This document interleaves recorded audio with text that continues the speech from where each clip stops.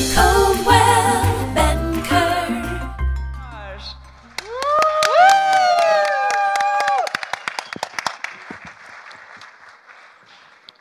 Hello everybody, good evening. I'm excited to be with you today.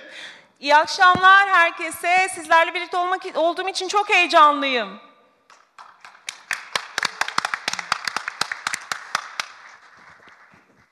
So I only have a little bit of time with you, and I know that it goes without saying, Gökhan and the executive team, my friend Mike Fisher back with Coldwell Banker in New Jersey, I want to just say thank you to all of you, and I hope that the month of December is going great and you're ready to have 2017 be your best year ever. Çok fazla vaktimiz yok ama şöyle söyleyerek başlamak isterim. Gökhan Bey, ekibi ve tabii genel müdürlükteki Mike Fisher dostum hepsine bu imkanı sağladığı için çok teşekkür ederim. Öyle ümit ediyorum ki harika bir Aralık ayı geçiriyorsunuz ve 2017'ye hazırsınız. So you all know that you're wildly successful, and while I'm here, my intention is to help you raise the bar and do even more production in 2017. Zaten son derece başarılı olduğunuzun farkındasınızdır inşallah. Benim burada olmamın tek sebebi başarınızı biraz daha büyütmek ve 2017 yılının en iyi yılınız olmasını sağlamaktır. So let's start by thinking about this question. What are your top 3 goals? What are you inspired to achieve next year? What do you want so badly that you can't live without it? Lütfen şunu yazarak başlayalım. İlk 3 hedefiniz nedir? Size ilham veren, öyle delicesine istediğiniz ve onsuz yaşayamayacağınız o 3 şey nedir? Bunu yazalım. Beautiful. So you can see this slide, and I believe it was done in Turkish, that whatever you're thinking right now, you need to be thinking bigger. Ve hemen şunu söylemek isterim ki Türkçesini de görebiliyorsunuz. Şu anda her ne düşünüyorsanız bunun daha büyüğünü düşünmeniz gerektiğini söylemek isterim. As you see on this slide, just for a point of reference, here is what the average real estate professional is earning today. And you can see that we're dealing with people that are in the top 1%, making $1 million in commissions. My hope is that you're thinking that big. Şu anda bu slaydı sadece size referans olması için göstermek istiyorum. Rakamlara baktığınız zaman görebildiğiniz gibi biz sadece $1 milyon ve üzeri kazanan gayrimenkul danışmanlarıyla, yani ülkedeki gayrimenkul danışmanlarının sadece %1'iyle çalışıyoruz. Ve öyle ümit ediyorum ki sizler de en az bu rakamlar boyutunda düşünüyorsunuzdur. I'm going to switch right to this question. So the bottom line is, as you think about growing your business in 2017, you might be asking yourself this question. What are the differences between an agent that sells 3 homes a year, 30 homes a year, or 130 properties in a year? Şimdi hemen bu soruya gelmek istiyorum. Sizce bir yılda 3, 30 ya da 130 konu satan gayrimenkul danışmanları arasındaki farklar nelerdir? So, as my lovely interpreter, if you could just explain to everyone that as they think about growing their business next year, Gökhan would tell you, I would tell you, all of your Coldwell Banker friends around the world would say to you, focus on closing the gap in these 14 areas. Şunu paylaşmak isterim ki Gökhan Bey bunu size söyler, ben söylerim, o sektörde başarılı olan herkes aynı şeyi söyleyecektir. Burada gördüğünüz 14 madde arasındaki boşlukları doldurmaya odaklanın. Outstanding. And I know, I assume that everyone will get a copy of all of these slides. Is that correct? That's correct, Tom. Ve öyle tahmin ediyorum ki doğru, herkese bu slaytların birer kopyası verilecek. So this one slide has helped our organization do over 26,000 business evaluations this year. And what that means is we were able to dissect 26,000 different agents' business, what worked and what didn't, and then help them put on the path to grow to the next level. O gördüğünüz 14 maddelik liste sayesinde biz bu sene içerisinde 26.000 farklı işletmeyi, yani gayrimenkul danışmanını teker teker parçalara ayırıp nelerin işe yaradığını, nelerin işe yaramadığını tam olarak tespit etme olanağı bulduk. So at the end of every week, my team sits down and we ask ourselves, what did we learn from the 500 business evaluations we did? And what we've discovered is that there are 5 primary driving forces that cause the very best people to grow by 40 or 50% every year. Her hafta en az 500 tane işletmeyi iyice analiz ettikten sonra ekibim ve ben otururuz ve deriz ki %50, %45, %50'lik büyümeyi sağlayan temel 5 faktör nedir? Biz bu 500 işletmeden ne öğrendik bu hafta? Beautiful, thank you. So let's take a look at those driving forces together. And as you think about your top 3 goals, think about how these driving forces can help you get there faster. Şimdi bu büyümeyi tetikleyen o 5 ana unsur üzerine odaklanalım. Bunu yaparken aynı zamanda sizin o güdüleyen, sizi motive eden o 3 tane dinamiği düşünürken bunu beraberinde düşünmeye çalışın. Perfect. So the first driving force is ambition. Büyümeyi tetikleyen birinci etken hırstır. So ambition, by definition, is the desire to achieve something, the desire to go for something more than you've ever thought possible. Hırsın tanım gereği zaten anlamı şudur. Hiç düşünemediğiniz ya da aklınıza daha önce gelmeyen ya da ulaşmak istediğiniz noktalara gidebilme arzusu ve tutkusudur. So as I think about ambition, I think about Gokhan, and I think about the vision, the desire to build Coldwell Banker in Turkey. And really, my friends, like what you've all achieved is really the definition of ambitiousness. İşin gerçeği, ben hırstan bahsettiğim zaman hep aklıma Gökhan Bey ve yaptıkları, yapmaya çalıştıkları ve başarıları gelir.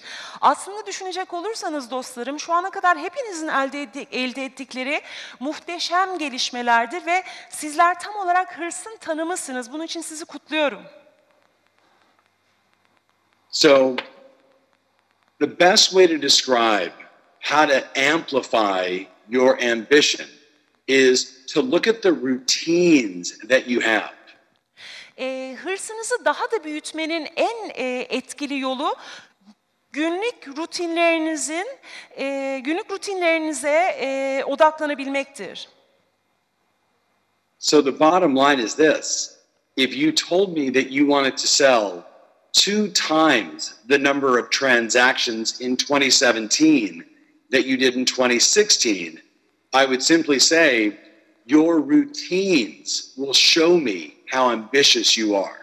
İşin gerçeği, siz bana gelip de 2016'da sattığımın 2 katını satmak istiyorum 2017'de deseniz dahi ben size geri dönüp diyeceğim ki sizin sadece günlük rutininiz, iş alışkanlıklarınız bana hırsınızı gösterecektir, sözleriniz değil.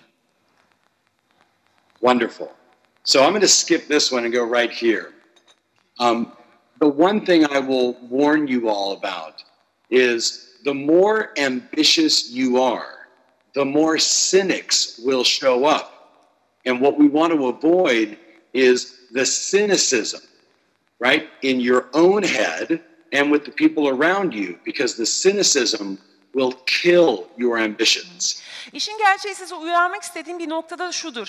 Ne kadar hırslanır ve ne kadar çok başarı elde ederseniz çevrenizdeki eleştiriler o kadar artacaktır. Ve daha da tehlikesi, bu eleştiriler sizin kafanızda kuşkuya döndüğü zaman bu kuşku sizin hırsınızı öldürecektir. Perfect. The second of the main drivers is your psychology.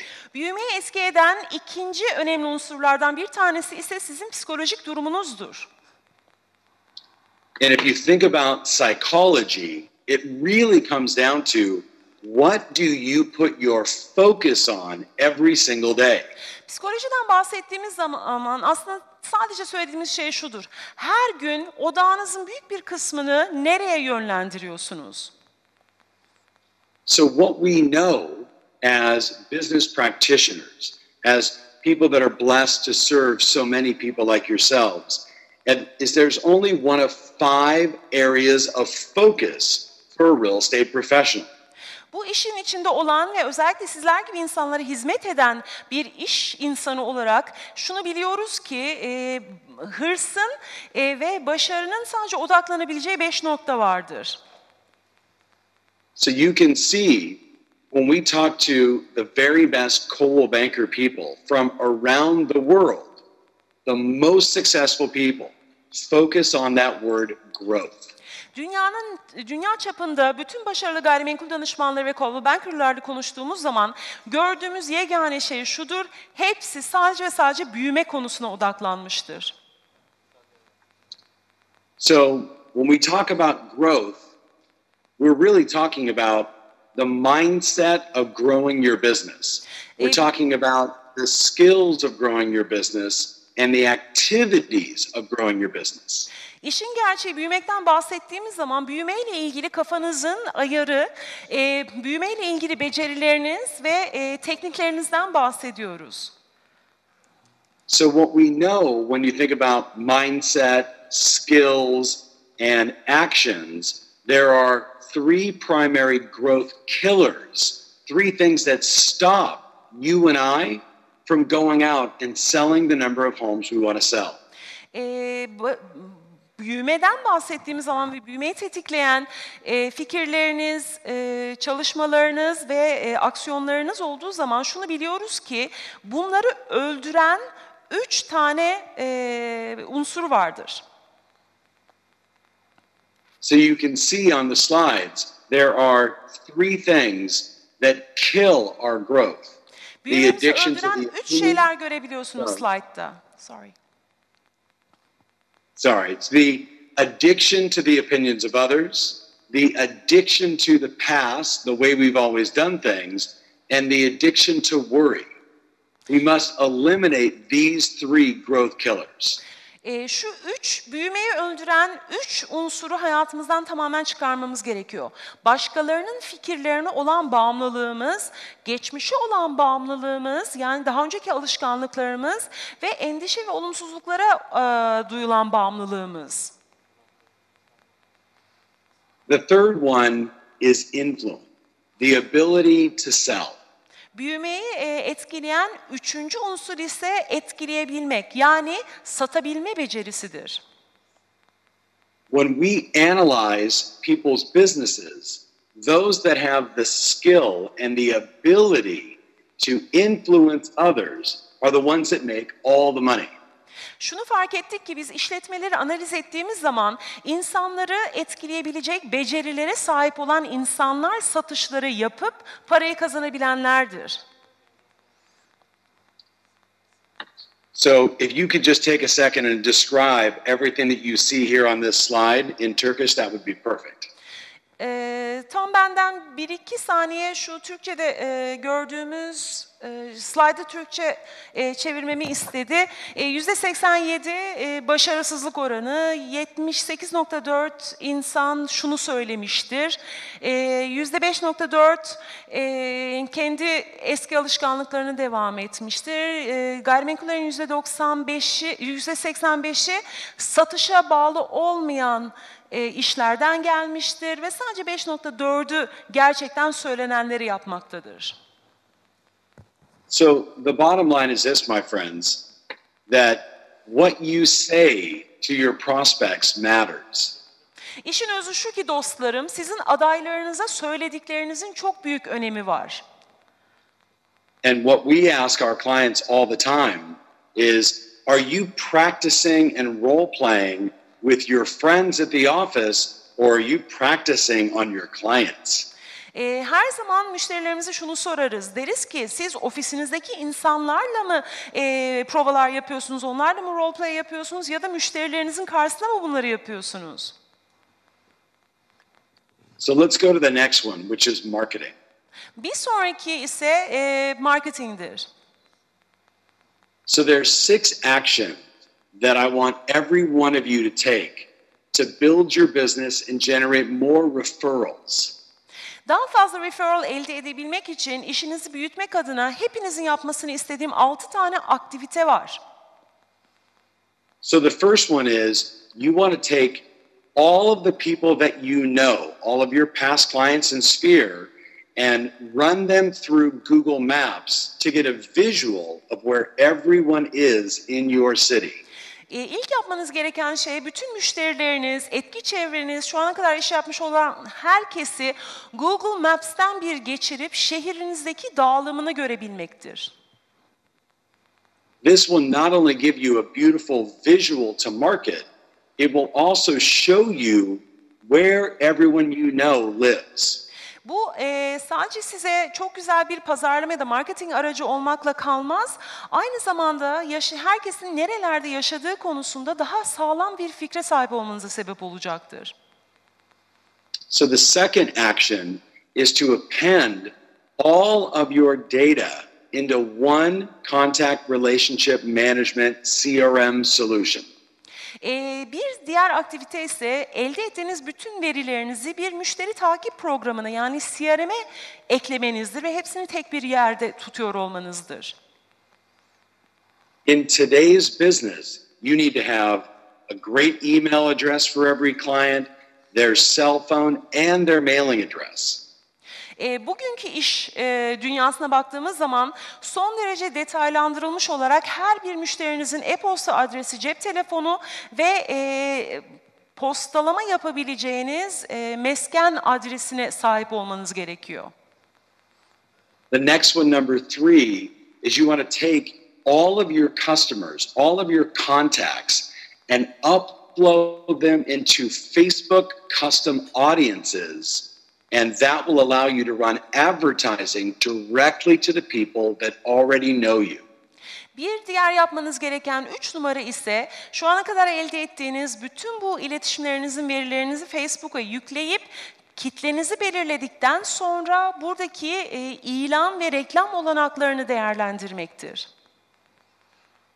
The next one, of course, number 4, is to connect with all of your customers on Instagram, Snapchat, and all of the most popular social media platforms. Dördüncüsü ise bu listelemiş olduğunuz müşterilerinizin tamamıyla Instagram, Snapchat ya da popüler olan diğer sosyal medya platformlarında hepsiyle iletişime geçiyor olmaktır. To see great ways on how to do this, make sure you follow me at Tom Ferry on all those platforms. Beni lütfen @TomFerry adresinden takip ederseniz her platformda ne tip aktiviteler yaptığımın örneklerini detaylı olarak görebileceksiniz. The next one, number 5, to grow your business and generate more referrals is to call, text, and even send them private videos from your phone to stay in communication.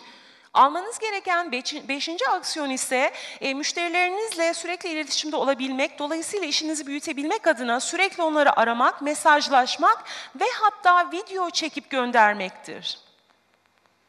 Beautiful. And the last one is you want to be sending your entire database a weekly email giving them updates on what's happening in the real estate market and always do it on Tuesdays. Yine yapmanız gereken önemli bir şey ise bütün veri tabanınıza haftalık bir e-posta göndermenizdir. Ve bu e-postada pazarda olan değişiklikler, gelişmelerle ilgili onları bildirmektir. Ve bunu da salı günleri yapın. Beautiful.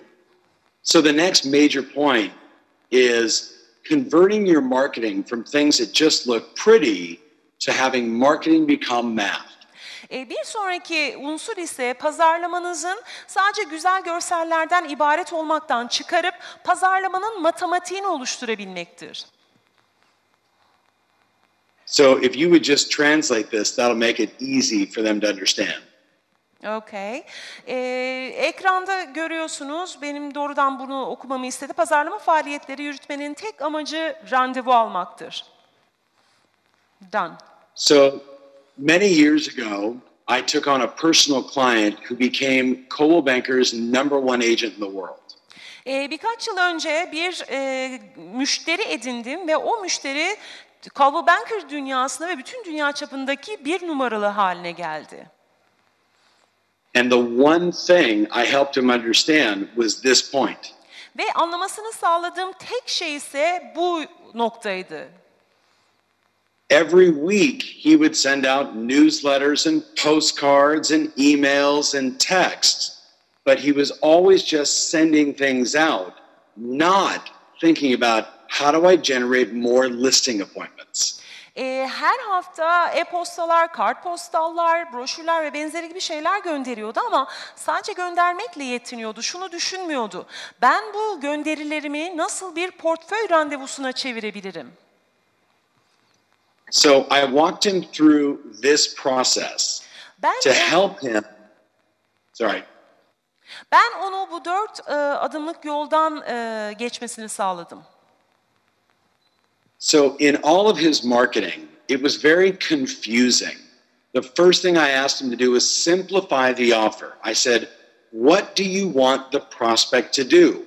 Call you, email you, visit your website, or just look at this flyer? Ondan yapmasını istediğim şey şuydu. Teklifini sadeleştirmesini istedim. Yani tam olarak ne istediğini müşterine söyle dedim. Seni arasın mı, e-mail mi göndersin ya da sadece broşürüne mi baksın? The very best marketing always sells one thing and sells it beautifully. En iyi marketing ya da pazarlama sadece tek bir şeyi satar ve bunu çok güzel satar. And for you and I, the one thing we want is appointments with people that want to buy or sell. Ve sizin de benim için istediğimiz yegane şey almak ve satmak isteyen insanlarla randevu almaktır. With this one philosophy alone, I helped this young man go from selling 40 homes a year to 170 homes in a year. Sadece bu felsefeyle o biraz önce bahsetmiş olduğum o genç, başarılı genç adamı yılda 40 evden 170 ev satış noktasına kadar getirebildim. The second thing I taught him was you've got to make it easy for people to schedule an appointment with you. Ona öğrettiğim ikinci nokta ise şu oldu. İnsanların seninle randevulaşmasını yani senden randevu almasını kolaylaştırman gerekiyor dedim. Back then, it was about returning phone calls quickly or knowing what to say to book the appointment. O zamanlar randevular şu şekilde oluyordu. Gelen telefonlara hemen geri dönüp cevap vermek ve tam olarak ne zaman randevu vereceğinizi önceden belirlemekti. Today, because of technology, we have solutions like Calendly that allow the customer to auto-book an appointment with you. Bugün artık teknoloji sayesinde Calendly gibi teknolojiler sayesinde otomatik olarak ve otomasyonla müşterinin sizden bir randevu almasını sağlayabiliyoruz. So I would encourage everyone to look for a piece of technology that could be on their email or on their website to allow people to easily book time with you. Onun için hepinizi bu konuda cesaretlendirmek isterim. Yani öyle bir teknoloji edinin ki sadece müşterileriniz bu bu teknolojiye girerek sizin boş zamanlarınızı görüp onlar sizinle randevu ayarlayabilsinler. Beautiful. The next one, number 3, is I asked him to adopt a culture of ABT, which is always be testing. Üçüncü ondan istediğim şey ise ondan ABT dediğim bir kültürü benimsemesini istedim. O da şu demektir, şunun açılımı her zaman test ediyor ol. So today, one of my companies generates 20 to 30,000 appointments a month for potential listings. And the way we're able to do that is we're constantly testing every piece of the marketing to get the best result.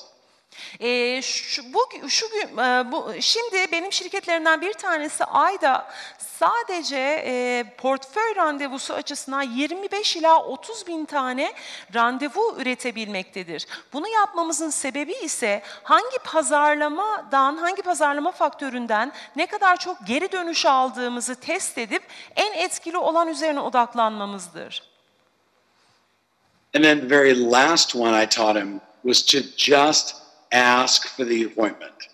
En son öğrettiğim şey ise son derece basitti. Dedim ki sadece randevuyu iste, sor. So we ask today in email, in social, and mail, by the phone, on landing pages, and face to face.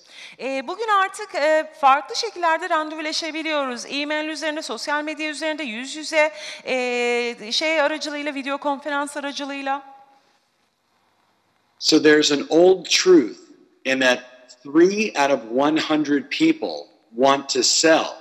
So we need to talk to more people and we need to always ask for the appointment. Bilinen çok eski bir gerçek vardır. O da şudur ki 100 kişiden sadece 3 tanesi satmak ister. Bu sebeple biz bunları tespit edebilmek için o randevuları istemek zorundayız. So the next one is a big one. When I go back and look at, 26,000 business evaluations, the very best people did a better job with prioritization and managing their time. Geri dönüp o 26 bin içerisindeki en başarılılara baktığım zaman hep şunu fark ettim ki ve en önemlisi de buydu ki önceliklendirme ve zamanı iyi yönetmeydi. So I'm just going to put all the questions up, but these are the questions that the very best Coldwell Banker agents from around the world are asking themselves.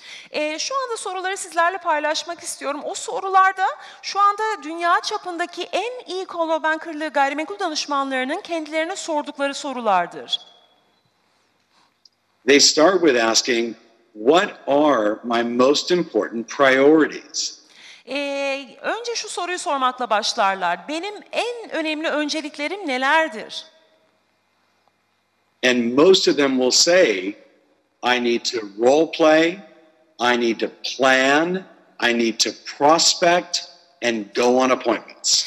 Çoğu aynı cevabı verecektir. Role play yapmam gerekiyor, aday aramam gerekiyor, randevu almam gerekiyor diyeceklerdir. Outstanding. The second question is, when was the last time you completed an analysis of your time? İkinci soru ise şu, en son vaktinizi nasıl kullandığınıza dair ne zaman bir analiz yaptınız? What we've discovered with these 26,000 business valuations is the vast majority of the unsuccessful agents never analyze their time. Yine yaptığımız bu 26 bin gayrimenkul danışmanı üzerine yaptığımız araştırmada şunu gördük ki başarısızların tamamı bir kez dahi zamanlarını analiz etmemişlerdir. And when we ask them, what are your time traps? Where do you lose time or where do you waste time? They all had big discoveries. Ve onlara şu soruları yönlendirdiğimiz zaman sizin en büyük zaman tuzaklarınız nelerdir? Kimler üzerinde çok zaman harcıyorsunuz ya da zamanınızı en fazla nerede harcıyorsunuz? Sadece bu soruları yönlendirdiğimizde dahi çok büyük farkındalıklar yaşadılar. And of course, the other question is, who are your time traps? Who's eating up all of your time so you can't be productive? Bir diğer soru da tabii ki zaman tuzağınızın kim olduğudur. Yani kim sizin zamanınızı boşa harcıyor ki siz arzu ettiğiniz üretim düzeyine gelemiyorsunuz? And then we ask the last question. Now that you're in control, what do you want your ideal week to look like? Son sorumuz da şudur. Artık kontrol sizde olduğuna göre ideal haftanızın neye benzemesini istersiniz? Now, one of the big ones is to be wildly successful. You've got to start tracking and measuring your business. En önemli şeylerden bir tanesi ise vahşice başarıya ulaşabilmek için mutlaka yaptığınız her şeyi takip etmeniz ve ölçümlendirmeniz gerekiyor. So if you would just take a second and explain that the more often they measure how many people they talk to, how many appointments they go on, how many listings they take, the more they measure, the more they can improve. Şunu çok iyi anlamanız gerekiyor ki siz ne kadar, kaç kişiyle görüştünüz, kaç kişiden randevu aldınız, kaç kişiyi aradınız, kaç kişi geri döndü, düzenli olarak yıllık, 3 aylık, aylık, 2 haftalık, haftalık, günlük ve günde 3 kez olmak üzere ne kadar çok ölçümlendirirseniz o zaman çok daha iyi bir başarı grafiği ve fırsatı yakalamış olursunuz. So what we know from all of these business valuations is the vast majority of the people only track and measure their business once a year or maybe quarterly. Yaptığımız araştırmalarda şunu biliyoruz ki insanların çok büyük bir kısmı işletmelerini sadece belki yılda bir kez ya da en iyi ihtimalle her çeyrekte analiz ediyorlardır. And yet the most successful people in the network are tracking their business monthly, weekly, and in many cases daily. Ancak şu da bir gerçektir ki sektördeki en başarılı insanlar aylık, haftalık hatta günlük olarak işlemlerini ve işlerini, günlerini analiz ediyorlar. I promise you that GoCon knows what's happening in the network every day. Size şu konuda temin ederim ki Gökhan Bey network'ünde her gün olan her şeyin farkındadır. And you should do the same. Aynı şey sizlerin de yapıyor olması gerekiyor. They asked me to give you guys some free good stuff. So you should write down this website. Benden size bedava ve faydalı şeyler sağlamamı istediler. Onun için bu web sitesine yazmanızı öneriyorum. Here you're going to find a free business plan, a free marketing plan, and ways to build your database to generate more referrals. Bu web sitesinde ücretsiz bir iş planı, ücretsiz bir pazarlama planı ve daha fazla iş randevu nasıl yaratabilirsiniz, referral nasıl yaratabilirsiniz, bunun planını göreceksiniz. At the end of the day, my friends, you're going to set some big goals for 2017. Günün sonunda dostlarım, sizler 2017 için son derece yüksek hedefler koymak üzeresiniz. And I know that the theme for this year is the word cooperation. Ve biliyorum bu senenin teması işbirliğidir. Having worked all over Europe for the last 5 years, Son 5 yıldır Avrupa'nın hemen her yerinde çalışmış biri olarak I've already witnessed tremendous growth when it comes to cooperation.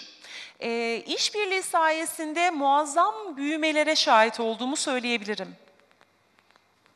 This bicyclist is a perfect example of someone that's cooperating.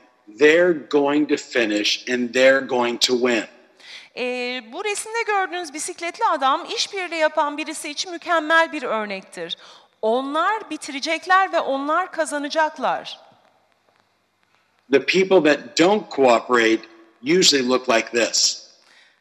İşbirliği içerisine girmeyenler genellikle şuna benzer.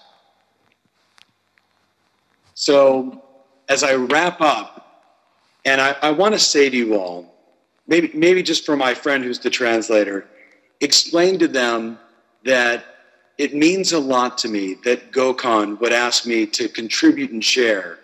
And I know it's not as easy listening through an interpreter, but I want them to know that I'm very proud of them and that I believe that 2017 is going to be their best year ever. Şunu söylemek isterim ki öncelikle Gökhan Bey'e çok teşekkür etmek isterim bana bu fırsatı verdiği için ve farkındayım tercüman aracılığıyla bunları dinlemek her ne kadar zor ise de